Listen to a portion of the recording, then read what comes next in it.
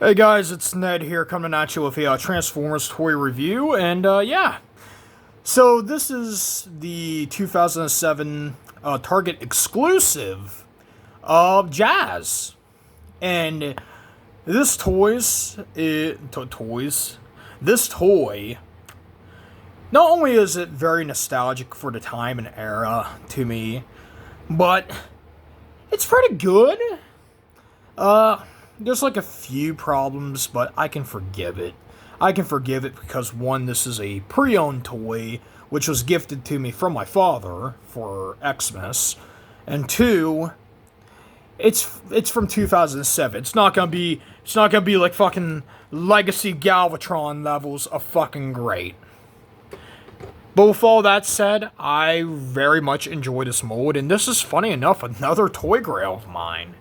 Which always is gonna be on the Toy Grail's top 5 or top 10 of 2025, maybe. Probably, yeah. But yeah, let's just go ahead and look at which. First off, that light piping, that is jazz. Like, this is jazz. And I love that. Now, of course, the head is not like movie accurate or whatever per se, but it's damn near close. And I'm pretty satisfied with it. As y'all probably already see, there's like a lot of like scratches on like the paint and stuff on my toy from just like right there, and especially right here. This feels like it's not intentional. This actually feels like it's from like whoever had it before me and just scratched it up while playing with it, which I'm happy that it's just like these kind of scratches. I'd rather take chipped and scratched paint on a toy than it being super yellowed, because every other time I saw this version of the Toy of Jazz that's in G1 colors, it was always either missing a part, super fucking yellowed, even like when it was in like the OG box too.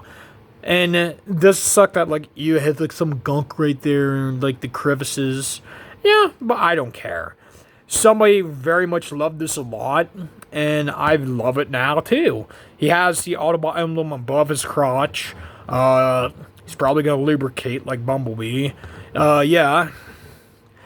The details too and the sculpting is nice. For a deluxe from 2007, this is pretty nice. The articulation, if you're looking at the articulation, right, and the legs, they're pretty nice, but that's more for transformation, and it can like articulate very nicely for like a decent kind of like ankle bend. You kind of have to, like, as you saw there, you're gonna have to kind of like, fight with it a little bit, but nothing like egregious or horrible. And then like the hinges up here too, they're pretty nice. And the whole ass like Pontiac Solstice is just nice too. And yeah, just it's very nice. The arm cannon too, it can like extend out also like that. And ooh, I like it like this though personally. But with all that said, let's just go ahead and look at the accessories. So you already seen a little bit of the arm cannon or whatever. It's alright. It's very nice and detailed, especially for like a 2007 movie detailed toy. Yeah, it can extend out like that. You can configure it in like a few different like configurations. I think it's alright. It's pretty cool. And then, oh, well, what's the other accessory to come with this?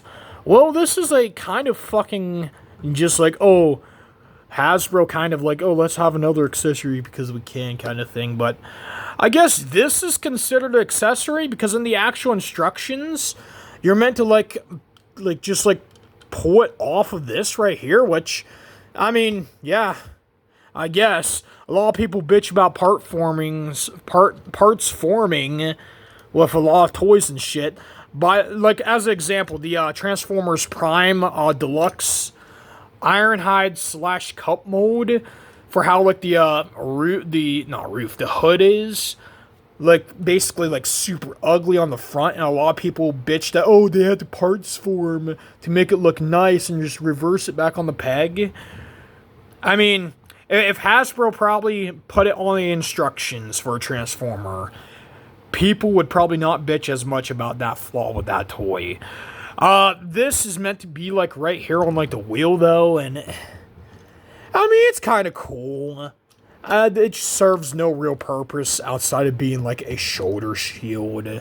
But as y'all can see, it's neat. There's like the details up here too, which the sculpting looks nice, man. Nice. But let's go ahead and just start transforming this broski. But before that, quick comparisons for like the size. Here he is next to the deluxe Dark of the Moon Cyberfire Bumblebee, which I fucking adore too. And there he is next to later, Legacy Galvatron. So of course, for being a older toy, he's pretty big and chunky. I love him a lot, but yeah, now to transformation. So the transformation on this toy, right? It's pretty simple, which is even more surprising, because I remember back in the day, Transformers, a lot of them was like, you had to break them 1,000 fucking times before you even, like, remotely got them turned into a car, it seemed like. Or the other way around. Oh, Jazz, no. Jazz is a very nice, simple transformation. Like, already, there's, like, the lower half of the Pontiac Solstice. And this literally just folds down to be, like, the rear. And right here, there we go. There we go. There's the there's like the upper half right here. And as you all can see, it's like a, alright. As y'all can see now, like, it's on like a gimmick spring. There we go. It's on like this like gimmick looking ass spring. So I can do that.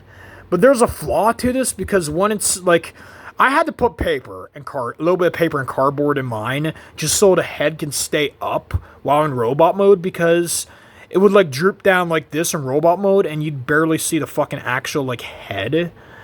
And I have no clue what this is for right here, why the grill of the Pontiac like pulls out like that. No fucking clue, but does that.